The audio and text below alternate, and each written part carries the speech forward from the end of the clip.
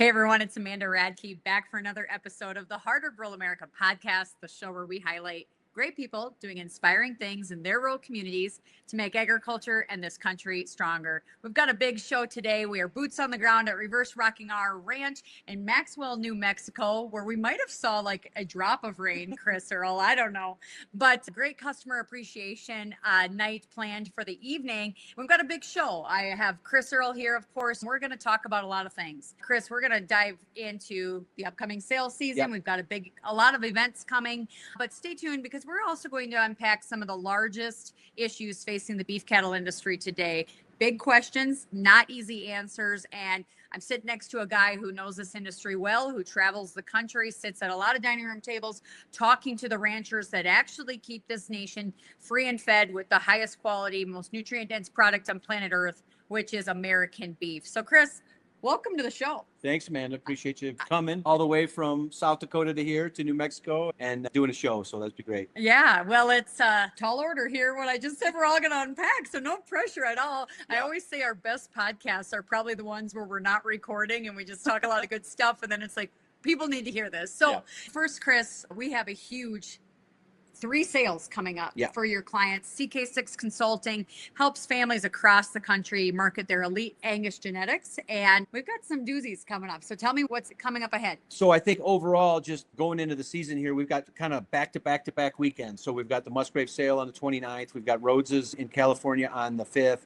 And then we've got our Genetic Ally sale on the 12th. And then we get into some more late September and October. But just a quick glimpse. So Wes does a great job, as you know, bringing all the books together, him and Hannah. So I get a feel for the offering and help kind of establish what's coming to the offerings and stuff. But you really don't get a very good glimpse until you see it in the catalog. Yeah. And I got to tell you, we got some clients been working hard. Yeah. Because the offering from Musgrave sale, a lot of them are not our clients in the sale. There are some, but they're kind of Musgrave-based genetics, 45 different consigners. I think it'll be one of the great events of the year. Very exciting book. It's out. It's on August 29th. My young friend and ranchers, the Rhoades in California, this young guy got such a perspective on the business. He's got such a balance of historical perspective of the cattle business and how you run it to a very progressive approach on the sires. We got 10 prospects in that sale.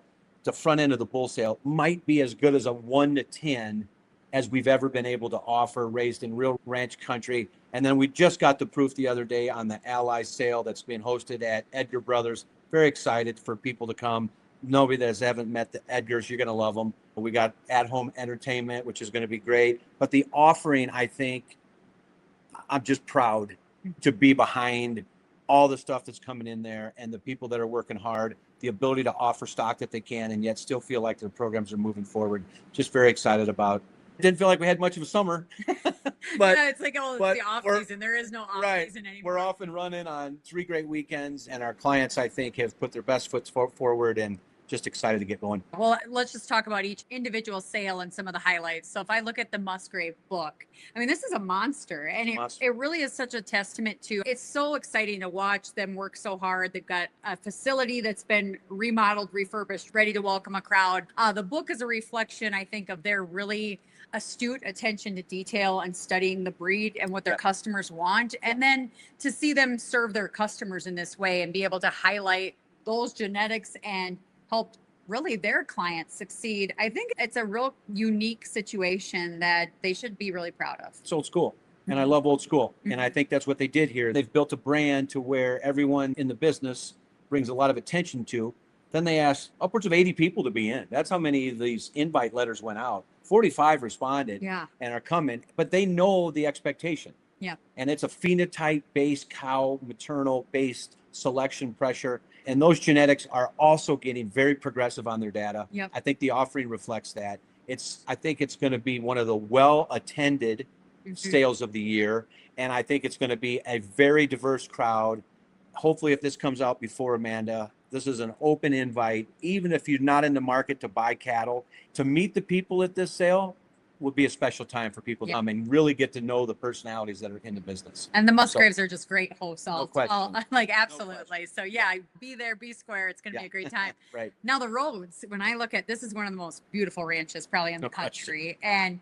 And he is such a herdsman. I mean, from everything from the horses to the cattle themselves to just the management. I think that just kind of what sticks out to me in a unique spot in California. But when you talked about that top end, those top 10, kind of, I guess, give us a little preview of what those look like. So I think, my number one question I get anymore, it's really not about the data, but it's, Chris, I need to find something different. Yeah. I need to find something that I can use back here or that the market sees that's different and brings attention to. And I think Justin, on a natural basis, like when we talk about sires, he is inclined at times to take much more risk than some would in order to find the genetics that might be. Yeah. But at the same point, he might go back and use a bull like Spring Cove Reno, which has been around for 15 years, right? So, and I think that's the uniqueness about him. And the number one thing I think Justin Rhoades has done very well, he has not outgrown himself. Mm-hmm. He calves them, he tags them. He's got a wonderful group there that he works with, and he's kept it specific to the ranch. And I think he's kept it specific to his market, and he's growing at his own pace with not, this guy doesn't feel pressure from the outside. He does what he wants to do. And I think that's Americanism in him. So absolutely. It's awesome. Yeah. Okay, now the big annual event. I can't tell you how many people have said, is the book out? Is the book out yet? CK6 Genetic Allies brings together kind of the best of your clients and what they have to offer. Edgar Brothers, it's going to be right there in the heart of South Dakota. Yeah. And like you mentioned, the home entertainment, that's Teresa and the kids. And be awesome. Won't be Cody and Kyle. No. But it'll be their crew if you've been around them. They are fantastic talents in their own right.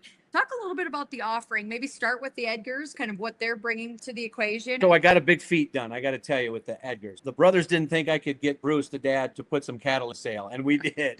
And I'm excited because I put it to him this way. I think we're going to have a large crowd, and I think people that are coming there really need to see the basis by which they ranch. Yep. And when you go to there's just something different about the Edgar program when you go there, and it really reflects itself to the bull market. There's mass, there's power. There's great attention to what these animals do as they move, and I think that comes, I think Bruce has done a great job teaching the boys that. And as they all kind of run some of their own cows, but it all kind of comes under the same name, that I think it's just a neat mix. Mm-hmm. And now we've got our lot one heifer in the sales from Cody. And Cody is a conservative mind, really based old school. Him and his wife got family, big bunch of kids. And, to see him kind of have the lot one, that's exciting for me. Yeah. Right. So, and then Kyle's hooked into 2 or 3 great cows in the business. So they've been nationally recognized cows. They've shown it in the sales, both bulls and females. So they got a really top end set of bred heifers. And then they got a progressive set of young females that I think, as the market looks at this market anymore, most people you look at as a donor from 12 months of age and up. And I think they got them in the sale. So. And of course, the sale book unfolds, and it's like every operation you work with really is highlighting their best females, their best genetics. We've got pregnancies, we have embryos. Yep. Anything that you want to. It's like I don't want to highlight one guy and leave somebody else out. But is there anything else you'd want to kind of preview on the sale? I think we're very pleased with what's going to be there live. Yeah. So we've got like Triple H from Kentucky. They're bringing live animals from Kentucky. Oh, great. So I think for people that want to see cattle physically, I think that's great. And then you deal with a lot of these other programs. Look, we've not had to twist tails anymore to get them to come with their best. Yep. So you look at a lot of the Missouri programs that have done so well and some great recognition. They're bringing some top end cattle. As you go across, GMC, Lancaster, these guys have bought some of the great donors, I think, in the business over the last 3-4 years. Those cattle have done so well in the ET programs. We're continually being able to offer young stock, pregnancies, frozen eggs, flushes in those cattle that allow people to really get into some top end genetics quickly. And then you go all through it. I think the big thing about the book is I think people are going to be genuinely shocked how some of these programs that might not be recognized yet in their things, what level of genetics they have. Mm-hmm. And I think that's exciting for me. So there's been great aggressive investments amongst your clients. Competition's awesome. Yeah. Competition's awesome. Yeah. Well, I'm glad you lead into that because that is kind of something that we drum on a lot. But again, that sale is September 12th, Edgar Brothers in Rockham, South Dakota. This is your open invitation to come view the cattle, bid online. If you can reach out to any of us on the CK6 team, happy to help answer your questions, as well as all the breeders featured in the book. But competition, free market competition. Chris, you and I have had a lot of talks over the last 14 months. This cattle market that we've seen, the high prices that we've seen, all boils down to a fly. 14 months later, the border has been reopened, which has kind of rocked the market, created some uncertainty here. I understand the logic. I've sat down with Secretary Rollins and said, I know you're getting beat up. I know the feedback is not good. And here I am trying to talk to these ranchers all across the country. You have to help me find the upside here. And to be frank, I can tell you guys in those conversations, I've been told that massive amounts of pressure, as you could imagine. We are in this global market. We have packers, lobbyists, and people with different agendas. Outside of that pressure, I can say that there is a 150-year statute of doing business with Mexico that has been expressed to me that she didn't have that power to be able to keep the border shut indefinitely. So 150 years ago, 4 processing plants didn't own 85%. Well, that is correct. So I'm all about history and I'm all about being loyal to what we say. But this is America. I live under an American Constitution. That's what I do. When I go to the voting block every 2 years or every 4 years, I vote for the people that represent the Constitution and life. Yep. That's my voting. And I think I approach my cattle business the same way. So I'm going to share this in the show notes, but our good friend Steve Stratford had shared a video kind of highlighting maybe some of the trouble that's coming right around the corner for the American cattle rancher. And you and I have sat here in this barn talking about it last night and then today again. And I did send Secretary Rollins Steve's video. I genuinely hope she listens to it and we can start having the conversation, because the reality is that over a generation, bad regulations, bad policies, an attack on the liberty-loving American cattle rancher, a demonization of beef in the diet, the Green New Deal, all of these things have been death by 1,000 cuts, to which I would say a few years of high prices doesn't undo the damage that's been done, that's led us to the lowest beef cow numbers that we've had since the 1950s, which begs the question. I sat down with her the other day in Minnesota at her family farm. And I always think when I get in these opportunities, what can I possibly say that all my friends and loved ones back home where I can make a difference? Like, she needs to hear from not an association, not a lobbyist, but an independent producer. If we could take it straight to the White House, what does the rancher need to have these politicians here? And you had mentioned it earlier, and this is what I want you to unpack for me, Chris. With foreign beef coming in, and it's not labeled, and it's being disingenuously sold in the grocery store as USA beef, the consumer does not know where their beef comes from. And the beef from Argentina or Brazil or Uruguay or Australia or Mexico, they don't have the regulations we have. They don't have the labor, the costs we have. They don't have the restrictions we have. Ultimately, I think what Secretary Rollins, President Trump, anyone in a sphere of influence to make a difference to save the American cattle rancher needs to know, what does it cost you to get that beef on the dinner table? We were just talking about, what does it take for you to take a cow from New Mexico or a bull and deliver it across the country to even start breeding and raising beef for the dinner plate? Can you unpack that a little bit, the costs? So yeah, I can unpack. Well, it's an interesting perspective on, so I'm huge, like on your fights, I'm a huge property rights fan. Yeah. I don't want anybody, including the government, to know what it costs for me to run this place. Fair enough. Right? Yeah. Because they will use it against you. History shows that. Commodity pricing for me has always been the equivalent of the free market socialism piece. Yep. It looks to alleviate competition. It looks to degrade, equalize quality. Yep. And I'm not saying, like number 2 yellow dent. I get it. There's not a big difference in the number 2 yellow dent. There isn't cattle, right?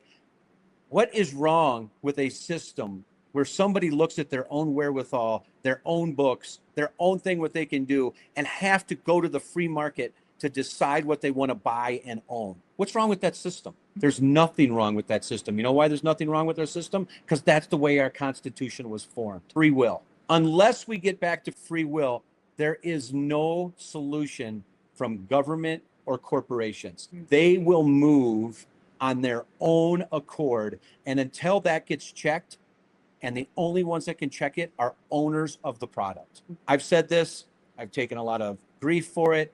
I've taken a lot of backlash for it. We own the product, Amanda. We do not have to sell it to them. We don't. I understand margins. I understand people need to sell it. I travel 120,000 miles a year. I have a massive amount of customers and contacts. There's 25% of the people in this country who don't need to sell it. What if those 25% decided we're not going to sell it?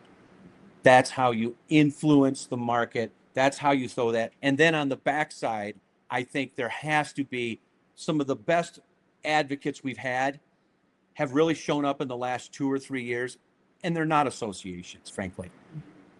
Associations, in my opinion, a lot of times turn into a large 4-H project. Yeah. They get catty. There's not productive. There's agendas, board fights. Yeah. And if you look through history, I got to be honest with you, movement, direction, leadership has usually come from one person. It's usually come from individuals. Yeah. And because you know what, those individuals, when they get that passionate about something and to that point, they're willing to give it all. They're willing to give it all. And when the other side of the table sees somebody that's willing to give it all, now you got their attention. Yeah. When you're dealing with an association or you're dealing with a lobbyist or they're not willing to give it all because they don't have the power to. Mm-hmm. But in an individual that can influence other people, now you got something there that I think can drive decision making that might bring this thing back to, a competitive balance. And there is no doubt this thing is so far down the road, Amanda. There is no doubt that if this thing is going to be currently adjusted, it won't ever be fixed because it's not made to be perfect. But the only way it gets adjusted is the government has to make a critical decision that 4 companies cannot own 85%. Yeah. And we talked about the thing. Our good friend Robert Groom, I think, has a great explanation on my stance on what beef should be coming from out of other countries. I'm not going to tell an American that they can't bring other product in from other countries. However, that needs to be labeled from the time it comes in, from the origin to the time they sell it to a consumer. I think the American cattleman deserves that. I'm not saying you got to label it American, but everything that's not labeled is American because we do have a border and a country, right? But anything that comes across the border from its origin should be labeled from the time it comes across the border till the time it's told to a consumer. Give the consumer the choice. And that way, the American people, the American rancher knows that any beef that's not out there labeled, that's American. That's American. So there's distinctions here, and it's where we end up kind of maybe in a middle ground where it's like you have the people that are so anti-mandatory country of origin label and the people that say mandatory country of origin labeling is the only solution to make it an America First policy. My caveat, as we've talked about, is I get very worried with words like mandatory because that usually translates to a burden and a cost and labor required on the American cattle rancher, and that never trickles down because like I asked you earlier about the cost of raising beef in this country, like the value that's delivered, because it takes 36 months to put that steak on the plate and you're dealing with regulations based on climate change or some other nonsense that make it so expensive and difficult for us to operate. My whole thought is I don't want one more thing that gives an American cattle rancher with the average age pushing 60 years old to say, I don't want to do a mandatory EID. I don't want to do one more thing, one more ounce of paperwork. I'm just going to liquidate and sell out. Yeah. And then you have young people who have been marketed to or basically signaled to that there's too much volatility and uncertainty on something that they don't want to get into it, which is where that substantial transformation comes in. Right. Of like, okay, right now, as it sits, the FSIS is not following through on laws that are already on the books. Already there. That means you can't bring in beef from Argentina and just cut it, take a primal and cut it into ribeyes and call it product of the USA. Yep. And that's what they can do at the moment. And it's like, no, that's like you'd be buying trim, you'd be converting it into beef jerky or sticks or something. Yeah. Maybe that makes sense. And so it's like, not that you want to not be in a global market, but at the end of the day, I know for a fact that beef that's raised here in this country goes over to Japan and they put a USA beef on it. It is valued. It is coveted around the world. No other country can do what we can do here in the United States. It might not be American either, though. It might have been brought in labeled product of the USA and guess. goes over there, So I mean that I think as you dig into this thing, and I think you see what's best. I think the government has one thing. What is best for the American rancher? Because frankly, without cattle turning vast parts of this country into red meat, you have major problems if this part of the economy fails. And I'm here to tell you, on a guy that travels 100 to 130 miles a year, this way of life is dying. It's dying. And there's simple ways, I think, that can help. I have one thing. What if I don't believe in federal income tax. I never believed it was constitutional. What if there was no federal income tax for cow-calf producers, to where we didn't have to feel like we got to the end of the year, had to go buy a new tractor, had to go buy a truck, had to do this stuff? What if there was no tax to pay? The incentivized, if they really want to add cows, that's what I hear all the time. Everybody wants to grow the cow herd. It's funny that everybody that wants to grow the cow herd doesn't do the physical work, but they want to grow the cow herd, right? So I hear that all the time. Well, you want to grow the cow herd? Steve Stratford said it in the thing the other day. We were maybe 6 months away from an expansion, a major expansion going. And that's because people felt like, my goodness, this American product is limited and it's wanted. Yes. There was about to be huge influx of money coming in. And when they made the decision on Mexico, and that's why, I respect what Secretary Rollins has done to this point. I know the tremendous amount of pressure is, but we had a year and a half worth of data that showed Americans did very well after 30 years of frankly getting our teeth kicked in. And when that decision was made, again, the cow-calf producer showed no advocacy for our way of life. None. And I think that's where we've been. There's ways to get back to where I think that can be a positive. And then on the contrary, so if you really switch your mindset that you've had to been thinking about this thing, I think cattle producers would be much more valued turning off the national news on the markets. Yeah. And they would be much more productive to maintain a focus on their own entrepreneurial venture on their ranch and their design. I agree. And I think that is the fix. Yep. Really, we cannot, at the end of the day, unless we really motivate probably 25% of the population, we cannot control the massive markets. They will fix themselves. My own stipulation is it's probably going to, look at Tyson and starting to reduce their foot imprint. When you get to monopolization like that, there's going to be heavy swings and there's going to be a lot of pain. And we're going to have to go through some pain. But the people that survive the pain, my goodness, Amanda, the position they will be in to own cows, to own protein, to own that kind of product. If you're a survivor, buy cows. If you got grit, buy cows. And that market will be there. Yeah, I think in all of our conversations, quitting or getting out was never... That's a slippery slope in my mind that I cannot get there to. Oh, somebody wants to build a fire in my face, I'm going to run towards the fire. And when everybody gets in social media because of the headlines, then it becomes the sky is falling, oh my. But it does, that emotional reaction does dictate spending. No question. But my point to be, I have 2 points. Number one, we saw during COVID that our food supply system isn't too big to fail. Right. We saw shelves were bare. We saw people panic buying. They didn't know where their food was coming from. They were wondering if they even knew a farmer and rancher. That was an opportunity for America First cattle ranchers to connect to consumers. We are quickly slipping in this country into the number 2 slot for food production.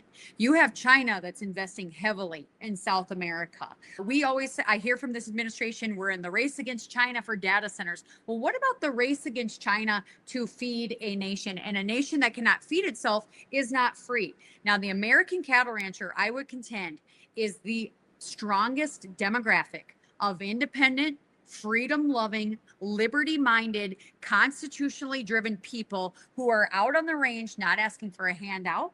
They're asking to be left alone, to let the free market buck, because at the end of the day, we have the best product that's coveted around the world, period. And yet politics gets in the way.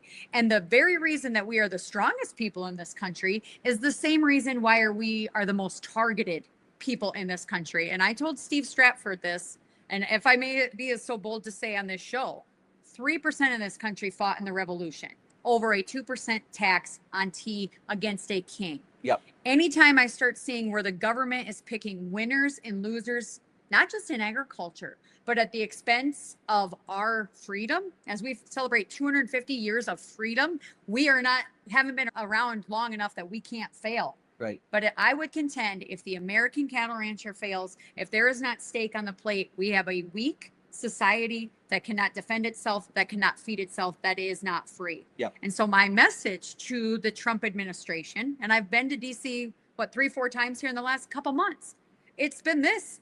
We have been signaled by our government that we are not wanted. It's very true.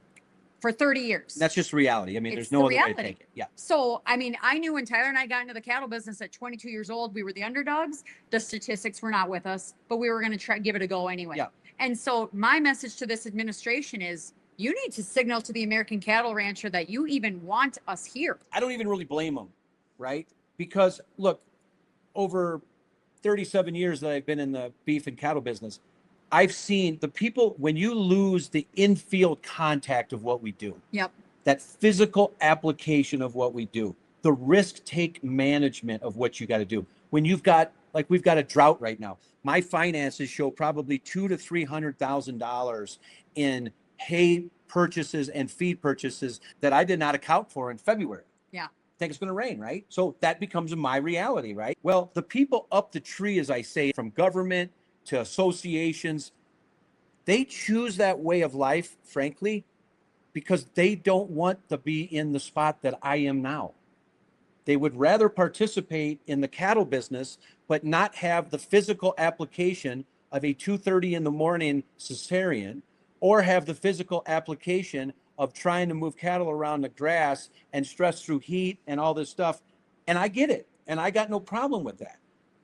The problem is those people up the tree in government and association work, we're looking to them for answers.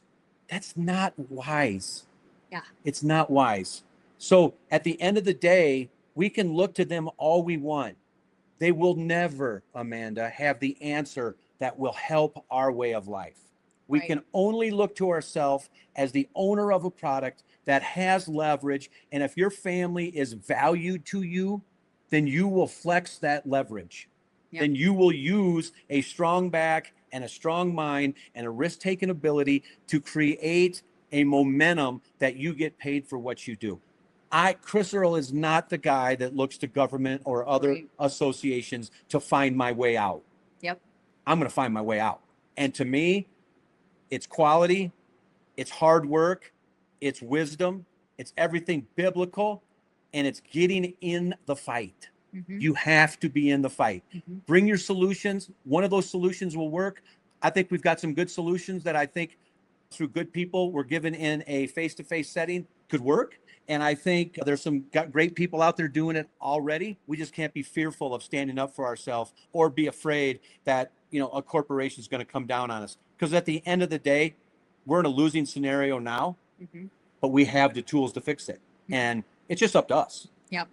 And if you're going to be fearful, I would go find something else to do. Right. Right. It's just to my point. I realized I probably should have meant that I wasn't calling for a revolution, by the way. Yeah. But what my point is that there's less than a half of percentage point of the population that's directly involved in this way of life. There's a reason why. Yeah, it's Yeah. a very difficult, challenging Right. way to make a living. It requires sweat Yep. and grit and sacrifice. And really, when you talk about leverage, there's two things. There's entrepreneurial spirit, No question. which existed in 1776. It existed in the 1800s when guys traveled west. It Yep. exists like the West wasn't won on a salad. Yep. They say that for a reason. The American cattleman is made of something a little bit grittier Yeah. than most. But the other thing I think it really boils down to is property rights, like you mentioned earlier. I don't think the American cattle rancher fully realizes the leverage they have. Mm-hmm. When you have a constitutional God-given right to protect your land and your livestock and manage those things as you see fit. And the greatest asset in this country is the same asset that data centers want, carbon pipeline want, Facebook, Meta Yeah. wants. They've spent $65 million on legislative races across the country because they want your water, they want your land, they want your resources. Yep. And you're in the way. Well, this is exactly the reason Joslyn's plant was the #1 rated quality killer in the country for Tyson Foods. There's a reason they closed the one in the Midwest. You know where the best cattle you find for quality kill? Right around there. Yeah. They know they do not want to compete in that American market. Yeah. So to close that plant pushes these cattle to more commodity-based killers. Yep. Exactly going to your point is everybody up the tree wants this thing to be a seamless, efficient, blah product like chicken and pork have gotten to, right? Yep. They got one problem, and that's the cowboy entrepreneurial spirit that exists by running cows. Yep. They want to find a way to get that. And like little things like this closure, this is not by happenstance. No. There It's is by a design. design out there. Yep. And the design is, subsidies. There is a design when subsidies come calling. I faced many subsidy challenges here. Drought insurance, Yep. drought, all this stuff that the government looks to get you hooked to. Yep. There's a price to pay. Yep. There's a price to pay. Yep. And I think those things, I continually fight them to try and say no, but then it always seems to no, but they come with those things when you're really pinched. Yep. Right. And if you don't take the money, well, your neighbors are doing it. Right. And so how do you compete? Right.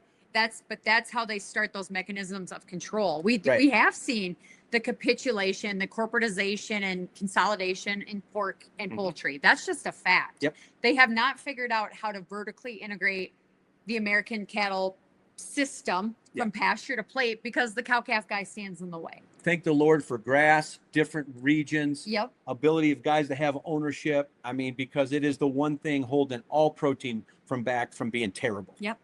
And by the way, can I just say celebratory news? We're at a 40-year beef demand high. Yep. And even with the headline news and President Trump saying, oh, beef is too expensive, we are seeing studies that people are not going over to pork and chicken to save money. They want beef. So do you understand you have the best product in the world? People want it no matter what price it's at. You are a target. They want your land too. But with that information, you can either choose two paths: defeat, well, there's no way I can win, or bring it on. So if you ever want to gauge your enemy, just take what's going to happen to beef over the last 2 years in the media, right? It's not about the beef. It's not about the food. It's not about any of that. When was the last time you heard on Fox News that Snickers are too high? We need to do something about Snickers bars. But no, it's about the beef. You know why it's about the beef? Because everybody outside of our way of life is fighting for cheap food. Everybody in our way of life is struggling and working hard to find a margin to hand this thing off to their kids. And that is the crux. That's where the fight is. That's where the rubber meets the road. They don't care about Snickers. They don't care about beef. They care about you have an independent spirit, and they're looking to crack it. And the toughest guy to crack in the independent spirit is the cattleman. And they're going to continually bombard it until we stand up for ourselves. Those times are coming, thank the Lord. And we need to motivate ourselves to get in the fight and fight for our way of life if you want your kids to be raised on a ranch. I had a politician tell me the other day that, talking about high beef prices, which I have a podcast coming out soon talking about not the price of beef, but the value of beef. It's what you feel like a good investment is. Investment in health and being a whole happy person that's well nourished. That's a good investment to me. I buy that every day of the week. But the politician had told me it's not sustainable for the American cattle rancher to receive $2,800 to $3,000 a head, to which I said it's not sustainable for us not to, because for too long, we have not been able to be profitable. So a flash in the pan a couple years time is not enough to make the cow herd whole again. To which I say, okay, I know that there's going to be people in the comments either blowing us up on our nuances, discussing mandatory country of origin labeling. I welcome that. But I would say, as an America first, constitutional, conservative, freedom-loving American, I absolutely want American beef labeled. But the reason I bring this up is the argument is from those that don't want it is, well, I have a labeled beef. I've done it voluntarily. It's going to devalue what I do. Well, hey, guess what? You're talking to two people with a beef company, bid on beef and auction platform where the price is set by our customers. And we're owners with Don Beebe of a beef label company called All American Angus Beef. We've gone through the rigorous steps of the labeling, the requirements to ship it across the country. And yet, I don't feel any sense of concern about competition with USDA beef being labeled. Do you? No. I mean, look, I know this. The American rancher deserves to have his product distinguished. Yes. That's what I believe, especially from a foreign product coming across the border. I am on the same team of anybody that wants to fight for America. I don't know why this is such a challenging idea. I pay American taxes. I live in America. To go and watch our own advocates advocating for foreign processors and foreign beef, tough for Chris Earl to watch. Tough for me to watch, and then think when they come in 2 weeks with an article out of some magazine telling us how they're on our side, we're just not smart enough to figure it out. It's insulting. Mhm. I've spent 37 years in this business, Amanda, being insulted by people that don't do what we do. I'm done. I'm done being insulted, because right now I've got the proof in the country to show their model does not work for the American producer. You can have all the nuanced debating. You can find everything in here. Oh, this got to pay for this. We got to label this. Look at the country. The result is plain for everybody to see. The result tells you this NAFTA post experience, disaster. Disaster for the American producer. I'm an American producer. Might be great for truckers, might be great for fuel sales, might be great for corn sales, might be all that. I'm telling you, the people that run cows, disaster. But the good news is the core that we've got left, absolute experts at what they do, survivors, gritty, willing to take it to the next step, bring on what you're going to bring against us. There are solutions. We need to take this core people and find a percent that says, this is what we want. If we don't get it, then you don't get it. Mhm. And I think that's the final step. And I think at that point, we'll know, the people will know, the American people will know that people that run cows, very important part of the economy. Absolutely. And just of the spirit of this country. Yep. What brought it to 250 years. It Yep. wasn't without this. You guys can probably hear just the we're pretty fired up. Yeah. I mean, this is a passion, yours, of mine, of so many people we surround ourselves with. I've gotten very involved in politics Yep. in recent years on accident, Yep. because people tell me all the time, oh, I don't like politics, Amanda. And I say, well, that's fine. But politics has everything to do with what you do. And when it comes to your backyard, it is your business. Sure it is. And I've had people tell me there's nothing you can do in these fights, Amanda. There's nothing. And I disagree. But there's an apathy that's set in that we just let these things happen to us. And this past year, I worked with some legislators on a bill that would have added to our state constitution to eliminate eminent domain for private gain. Yep. Because these outside companies are looking at good rangeland and they're saying, we can make more money on it. We can reduce our emissions on it. We can put up data centers on it. We can sequester carbon for the Green New Deal on it. To which I say, an American cattle rancher, your land is your business. Your cattle are your business. No means no. Go around. And I got beat up for it. I had liberal activists come and tear it down, to which I even had someone the other day say to me, or say to someone else, what is Amanda Radke's agenda? And so I bring this up because I wanted to make it clear on this show what my agenda is and what motivates you. Yeah. What motivates me? I've never pretended to represent the entire country or the entire beef industry. There's plenty of people that support me and what I do, appreciate it. There's also plenty of people that don't agree with what I do. That's fine. That comes with the territory. What motivates me is I have 4 little kids at home. I have grandparents, great grandparents that have been involved in this way of life that brought me to this stage in my life. It is a life worth fighting for. I'm not doing it for myself for an easy life. I'm doing it so my kids and grandkids and other kids across the country could even have a fighting chance to being on the land, raising beef, and having this way of life that keeps you humble, keeps you close to God. It gives you a work ethic. It's a noble pursuit, and it is what makes this country great. And so that's my motivation, what I bring to it. And I prayerfully I ask for the right words, that they land in the right people's ears at the right time to make a difference. And every single person can do that as well, and they should. But Chris, what motivates you? Well, I think you did it, and you said it perfectly, but I will go one, maybe half a step deeper. Okay. Right? So everything that motivates me is from the Lord. Everything. You can't do this way of life, in my opinion, if you didn't feel like there was something bigger than a cow.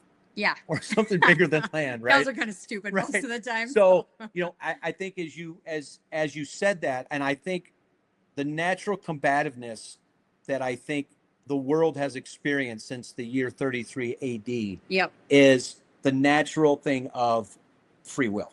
Yep. And there's 2 entities that we deal with on a regular basis in the cattle business that work against free will. Mm-hmm. And that's government and corporations. Yep. They are soulless. They are designed that way to be soulless. They act soulless. You know, we live in a country right now, Amanda, that does things horrifically to the preborn. Yep. My overall point is I can't put faith in that. I got to work against it in my business. And so that is the battle. That's my burden. I'm not going to run from my burden, because if I run from my burden, those things go and affect my neighbor. They go and affect people I love. They go and affect those things. So the continual battle is a battle of a lifetime. And it just so happens it's very impactful burden right now in the cattle business, because they are looking to incorporate our way of life, and government is looking to have stronger footholds through subsidization, ownership, all those things that take away free will. Free will. I like to wake up in the morning in Maxwell, New Mexico, and know I take full responsibility for every decision I make. It's not a corporation's job. It's not the government's job. It's not an association's job to make a path for my life. It's my job for my wife, my kids, my grandkids. That's what drives me. And I hope that drives me till the day I die. And if the government gets in the way, if corporations get in the way, if associations get in the way, if other people get in the way, I'm speaking for me. That's what I speak for. I'm not speaking for anybody else. I'm speaking for me. And I think that voice needs to be, I found out years ago, I can't run from the fear of having that be a public voice. I have to pay the cost for whatever that is. So that's where we're at. I plan on fighting until the day I die. I hope people motivate themselves and sway this thing back to the people that run cows. And hopefully we can look up one day and have a beer and say it was worth the fight. It's worth the fight. Yeah. I can't think of a better way to end the show, Chris. I'm glad you bring up the Lord. It always seems like we loop back to our shared Catholic faith and dying for the truth. No question. You have to be willing to give it all. There's a quote, and I can't remember it, but if you're not willing to give it all, really, what is it? Right? But if you're willing to give it all, then that's really a truth. Yep. And I think that's what the cattle business has instilled in my sons, my grandkids, starting to instill in my grandkids. Got a great daughter-in-law here, my wife, all those things. You know, we're willing to give it all. Yeah. And therefore, Chris Earl needs to be on the forefront of the fight. And Jesus was really the original cowboy, if you think about it. And died with 3 people at his feet. Yeah. He died for the truth. Yeah. And that's the other thing too. It's like, for as passionate as I am about ranching and the beef business and being an American, at the end of the day, my identity is not in that ranch. So whether I would have quit by now. Well, yeah, right. You're all right. Without faith, you could do this way of life. Yeah. So I guess I would ask the listening audience, my challenge to you is to stay rooted in the truth and stay prayed up and right with the Lord, and he will guide your steps. And I guarantee you, if you are praying, if you are keeping the fruits of the Spirit in front of you, the answer that Jesus is asking of you is not to hide away or shy away from the fight. It's not to be apathetic and say, well, there's nothing I can do. It's to recognize that every day you keep a cow on the range and you rely on God to provide you the water for the grass to feed that cow. And you can convert that grass into a nutrient-dense product that nourishes souls. And you know that it's a good and right and true pursuit that helps raise your kids. No question. Rooted on the land, church on Sunday. There isn't a better life. We can win that debate every time, Amanda. We can win it because it is the truth. This is not about a cow. This is about free will and making independent decisions and not having the burdensome of a government or a corporation affecting that decision. So that's what I'm in the fight for. So I guess at the end of the day, if we could leave you with some parting words, yes, there's some challenges ahead. Yes, it's not going to be perfect and there is no government or association solution. You are your best voice. You are the most powerful thing that stands between failure and success in this industry. You, in collaboration with our Lord and Savior Jesus Christ, is the perfect way to go through life. And this is a life worth fighting for your kids, for your grandkids, and for this way of life we hold dear. So go out. Sale season starting. Joyful battle. Let's get it done. Joyful. And that's the thing I've learned from this man. I just have to put it on record because this stuff can weigh very heavily on me. And Chris Earl has told me 10,000 times to be a joyful warrior in the fight. So I'm going to joyfully go buy more cows, put all my chips on the table because this way of life is worth betting on. You won't be happy with yourself unless you do it. So absolutely. All right, Chris, I'll let you get back to beers and brisket. But thanks for tuning in, everyone. Share, let us know what you think, and tag this administration because I think they need to hear this conversation too. So thanks, Chris. Yep.